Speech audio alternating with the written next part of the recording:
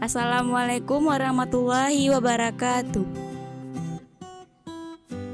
Halo semuanya, di video ini aku akan menjelaskan berbagai macam materi. Di antaranya yaitu yang pertama, sejarah dan perkembangan ilmu politik. Yang kedua, berbagai pendekatan-pendekatan dalam ilmu politik. Yang ketiga, hubungan ilmu politik dengan ilmu sosial lainnya. Yang keempat, demokrasi. Untuk slide yang pertama yaitu perkembangan ilmu politik. Jika kita pandang ilmu politik semata-mata sebagai salah satu cabang dari ilmu sosial lainnya yang memiliki dasar, rangka, fokus, dan ruang lingkup yang jelas.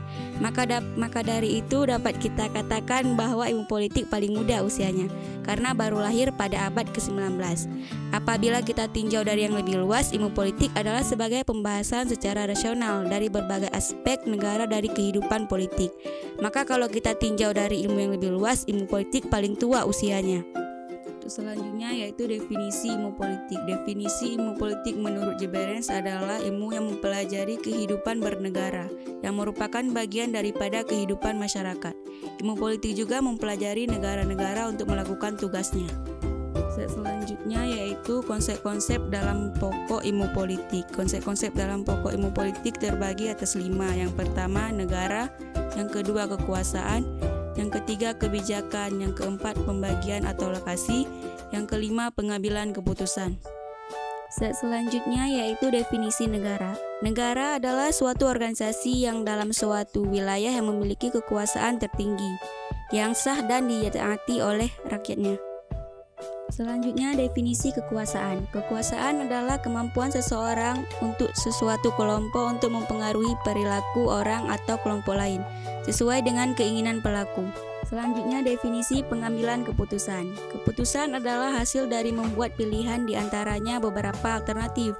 Sedangkan istilah pengambilan keputusan yaitu menunjuk kepada proses terjadinya sampai kepada keputusan itu tercapai. Selanjutnya, definisi pembagian atau alokasi. Pembagian atau alokasi ialah pembagian dari penjatahan nilai-nilai dalam masyarakat. Dalam ilmu sosial, nilai suatu dianggap baik dan benar, sesuatu yang diinginkan, sesuatu yang mempunyai harga dan oleh karenanya dianggap baik dan benar. Sesuatu yang ingin dimiliki oleh manusia, nilai itu bersifat abstrak seperti penilaian. Materi yang kedua yaitu berbagai pendekatan-pendekatan dalam ilmu politik. Slide yang pertama yaitu pendekatan-pendekatan dalam ilmu politik. Pendekatan-pendekatan dalam ilmu politik terbagi atas 6. Yang pertama, pendekatan legal institusional. Yang kedua, pendekatan perilaku. Yang ketiga, pendekatan numerik. Yang keempat, pendekatan teori ketergantungan. Yang kelima, pendekatan pilihan rasional. Yang keempat, pendekatan institusional baru. Selanjutnya yaitu pendekatan legal. Pendekatan legal sering juga disebut dengan pendekatan tradisional, mulai berkembangnya pada abad ke-19 pada masa mulai Perang Dunia Kedua. Dalam pendekatan ini, negara menjadi tugas pokok, terutama dalam segi konstitusional dan yuridisnya.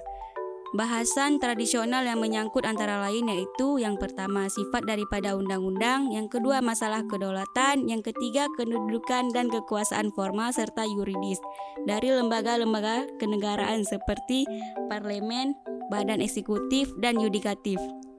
Selanjutnya, pendekatan perilaku. Pendekatan perilaku timbulnya dan mulai berkembangnya di Amerika pada tahun 90-an sesuai dengan Perang Dunia Kedua.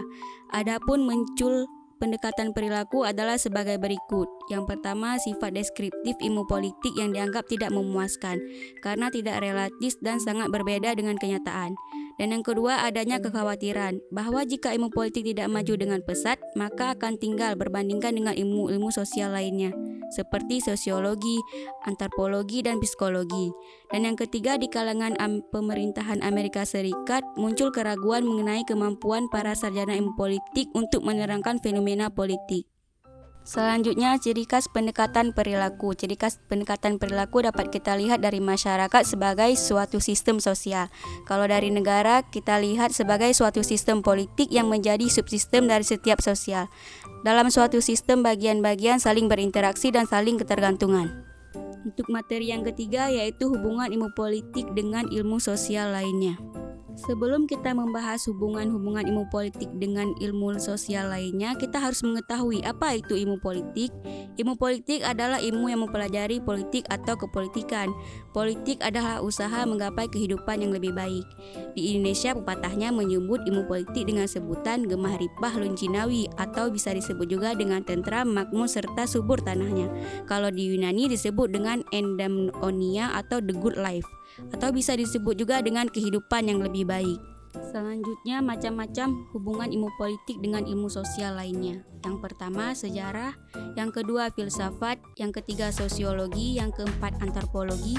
Yang kelima, ekonomi. Yang keenam, psikologi. Yang ketujuh, geografi. Dan yang kedelapan, hukum. Yang pertama yaitu sejarah. Sejarah dengan ilmu politik sangat erat kaitannya.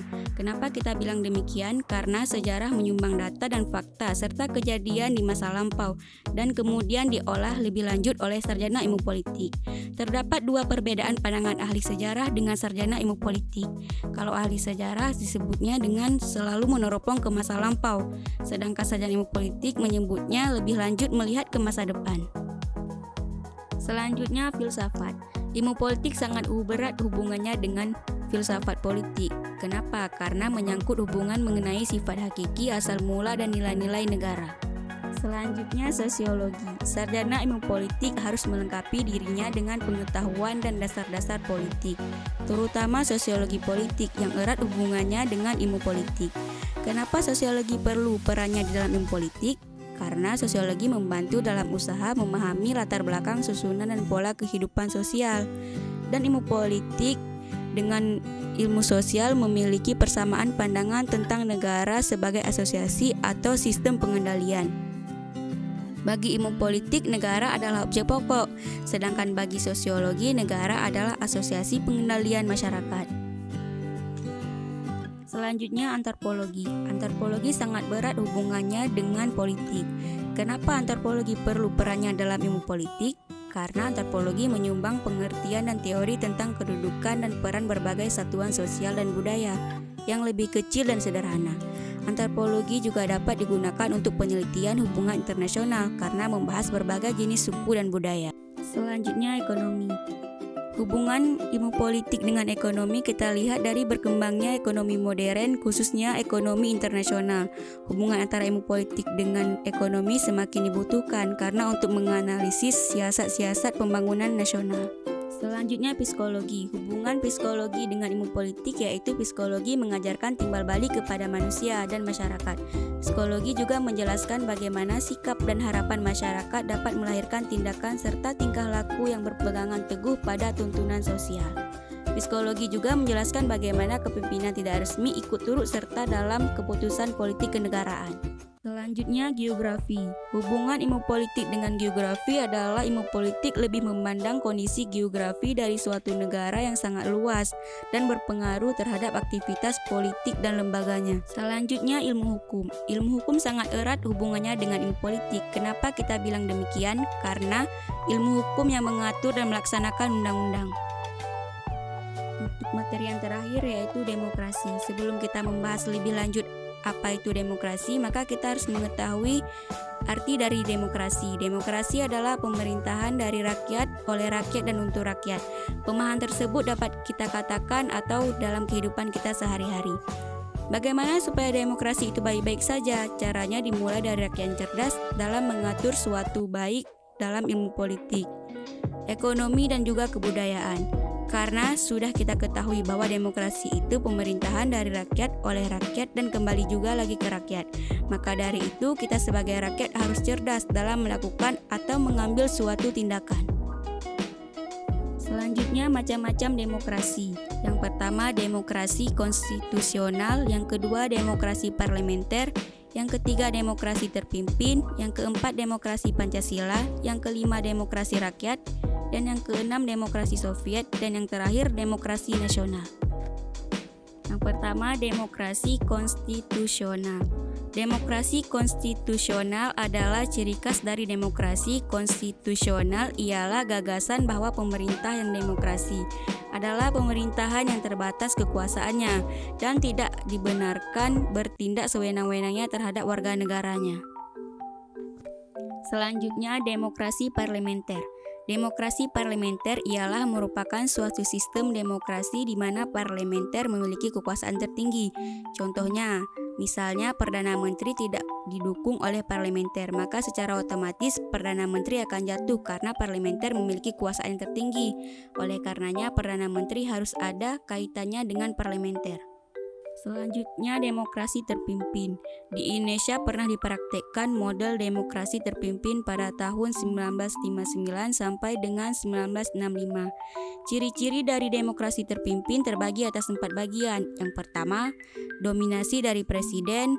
Yang kedua, terbatasnya peranan daripada partai politik. Yang ketiga, berkembangnya pengaruh komunis. Dan yang keempat, meluasnya peranan ABRI sebagai unsur sosial politik. Selanjutnya, demokrasi Pancasila. Demokrasi Pancasila menunjukkan kepada nilai-nilai Pancasila Undang-Undang Dasar 1945. Yang pertama, ketuhanan yang Maha Esa. Yang kedua, kemanusiaan yang adil dan beradab. Yang ketiga, persatuan Indonesia. Yang keempat, kerakyatan yang dipimpin oleh hikmat dan kebijaksanaan dalam permusyawaratan perwakilan. Yang kelima, keadilan sosial bagi seluruh rakyat Indonesia. Sekian dari video saya akhiri dengan Assalamualaikum warahmatullahi wabarakatuh.